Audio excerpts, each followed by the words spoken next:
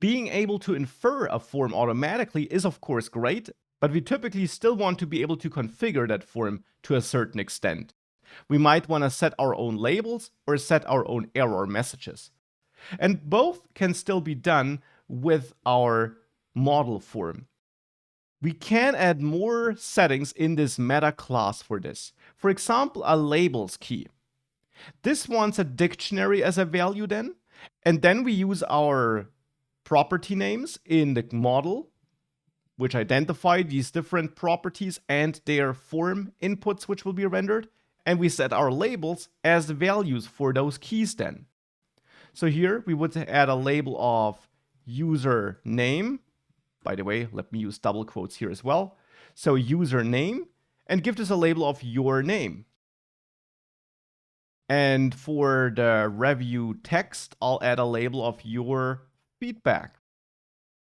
And for the rating, I'll add a text of your rating. So this special labels key allows you to still assign your own labels to the automatically inferred inputs for those model properties, for those model fields.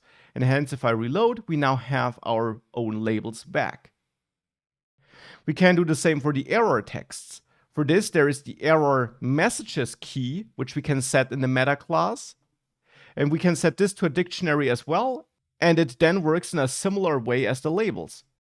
We access a field by its name, like username, but then we have a nested dictionary as a value now, where we now can specify our different error identifiers and their specific error texts. Like, for example, required on the username, and then use the same error text I set up there, for example. Or for max length, and copy the error text from up there as well. So we can still configure all of that with those special labels and error messages key here in our meta class in the review form. And with that, if I save that and I then, for example, get rid of the required attribute on my name input and I try to submit this and enter something valid here, then you see your name must not be empty here.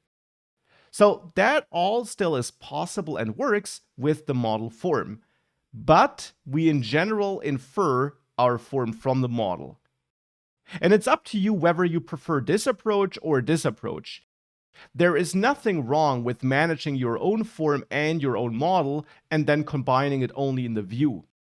By the way, our view code hasn't changed, just as a side note, as of now. But we're going to work on this as well. But we can use everything as we did before and then either have our model form or use separate forms. Being able to infer our form from the model, though, could be useful because it could require less work. If we update our model, we might not need to work on our model form if it's inferred automatically. Nonetheless, let's now come back to the view function now, and let's see what we can do there with the model form. Because currently we're still using it like the other form, and as you see that works, but what else could we do with it if we wanted to?